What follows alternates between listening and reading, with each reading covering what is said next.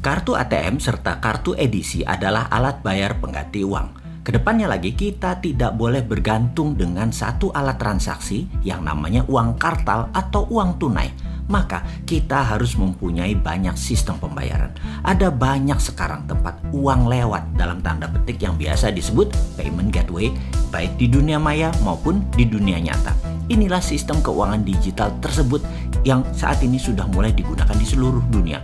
Untuk itu, kita harus terus mengembangkan diri kita di dalam dunia pembayaran digital.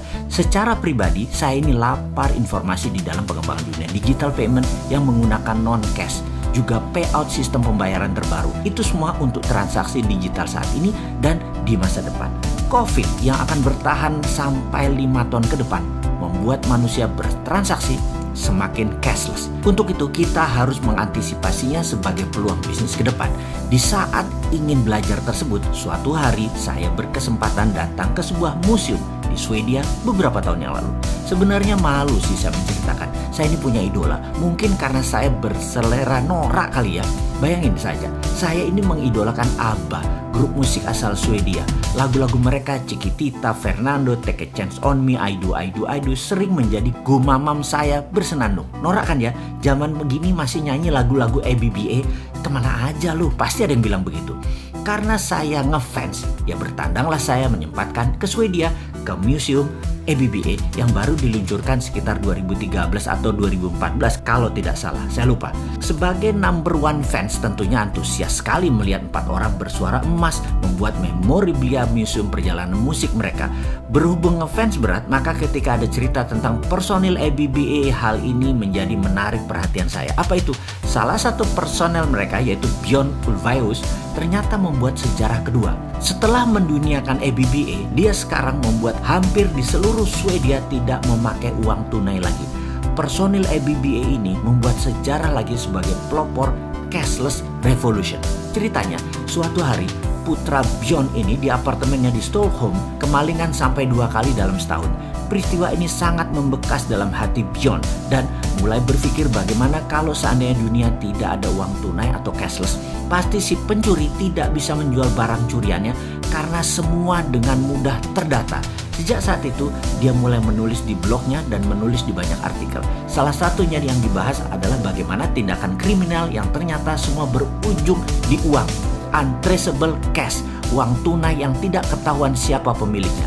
Jika ada digital record atau catatan digital untuk setiap transaksi, perampokan, fraud, penipuan keuangan, koruptor di dunia ini akan tamat, akan berakhir. Sebagai sebuah komitmen pada dirinya, sejak tahun 2011 dia berhenti menggunakan uang tunai.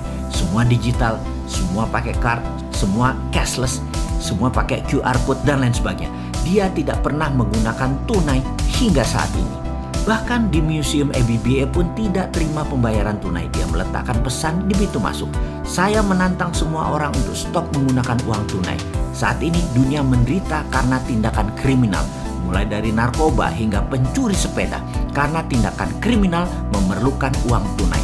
Mata uang krona Swedia adalah mata uang yang kecil pengaruhnya di dunia ini. Sebaiknya dijadikan contoh sebagai the first cashless society. Björn Ulvaeus. Luar biasa, pesan tersebut untuk cashless ternyata direspon dengan baik. Semua menukar tunai dengan digital dan kartu.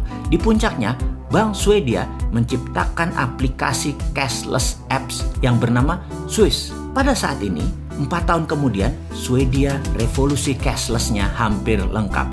Dari data statistik keuangan tunai dan koin saat ini, ditransaksikan tidak lebih 2% dari perekonomian Swedia.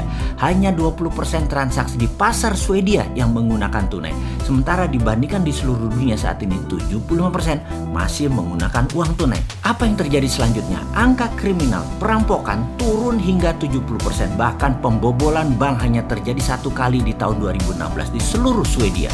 Ada sebuah anomali menarik bagi Swedia.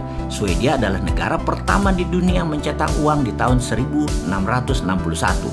Dan sepertinya Swedia menjadi negara pertama juga di dunia yang stop menggunakannya. Dan kesuksesan Swedia sekarang diikuti oleh Denmark dan Norway yang sudah tercatat hanya tersisa 6% transaksinya yang menggunakan uang tunai.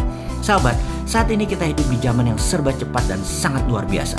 baik dari kesadaran universalnya juga tindakannya. Salut untuk Bjorn Ulvaeus yang berhasil menyebarkan pengaruhnya mengevolusi penggunaan uang tunai yang berhasil menurunkan kriminalitas. Padahal di tahun 70-an dia mengumandangkan lagu Money Money Money. Kalau Bjorn bisa merubah dunia, sesungguhnya para sahabat, kita Indonesia ini bersama Dinaran juga sudah melakukannya. Hal ini demi kriminal turun hingga 70% dengan cashless payout system. Dan sekali lagi sahabat, Andalah sesungguhnya pahlawan sejati tersebut. Pahlawan cashless.